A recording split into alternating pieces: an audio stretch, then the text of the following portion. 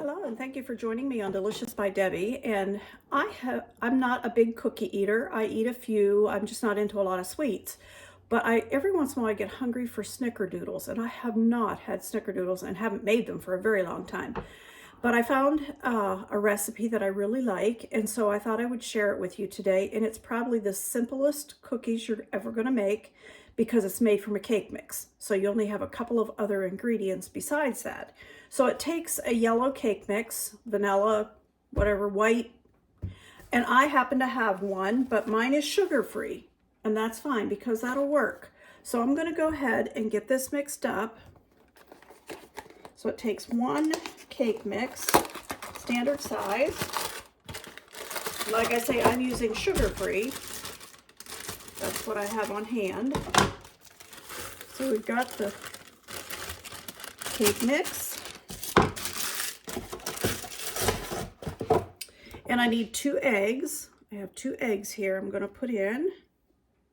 And 1/2 cup of oil. Use whatever kind of oil you want. Put that in there, and then we're going to mix this up. So I will obviously turn the video off so you don't have to put up with all the sound once I get it going. I don't want all that noise for you. But I'm going to go ahead and mix these up just until they're well mixed. Maybe I won't even need to turn off the video. It's not going to take very long.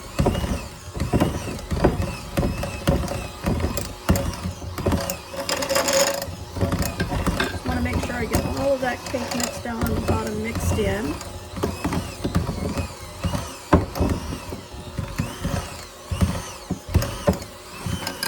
All right. Now these do best.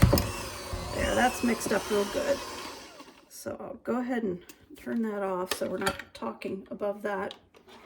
These actually do best if I put them into the refrigerator for about an hour, chill the dough real good, because then I'm going to be rolling it into balls and rolling those in cinnamon and sugar.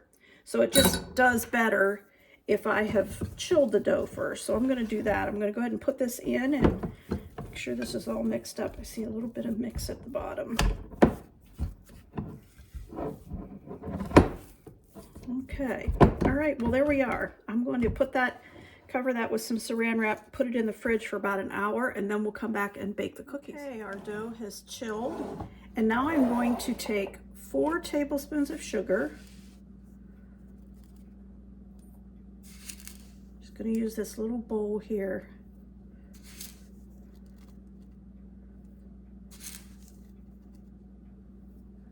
Okay, and 1 tablespoon of cinnamon.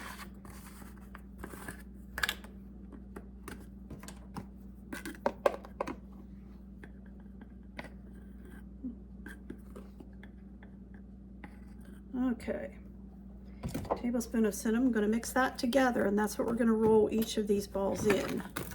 I have my oven set for 375, and I have sprayed my cookie sheets. So I'm ready to get these baking. I'm just mixing together the cinnamon and sugar.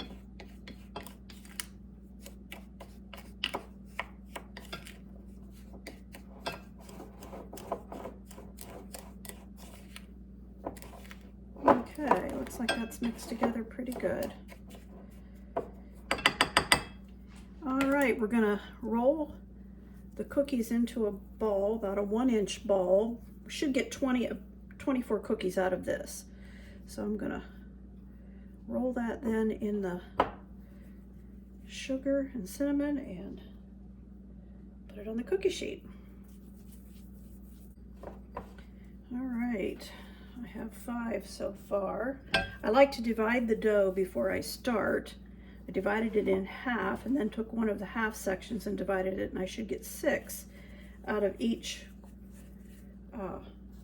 quarter of the dough. So I've got 6 so far. I should get 6 out of this one, so I'm gonna do my best to do that. So we'll see.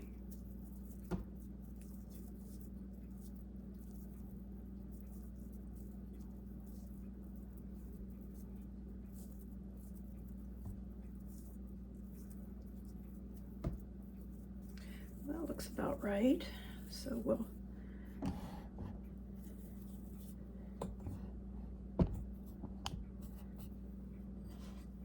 should be able to see what I'm doing here. Rolling all these and getting them ready to put in the oven. Snickerdoodles always fascinated me, that the way they kind of get the cracks on top. That's kind of a signature thing of Snickerdoodles. And some of the recipes that I have for the cake mix ones have you put a little bit of cream of tartar in the cake mix and stir it in before you mix the egg and oil in it. This recipe does not. So there's 12 so far. We'll get the rest of these done. So the Snickerdoodle cookies are done, and they are delicious. How do I know? Because I tried one and I'm going to have another one. The texture of them, they're soft, but they're done inside, and they are delicious. They are so good. You would never know they had been made from a cake mix. So give them a try sometime.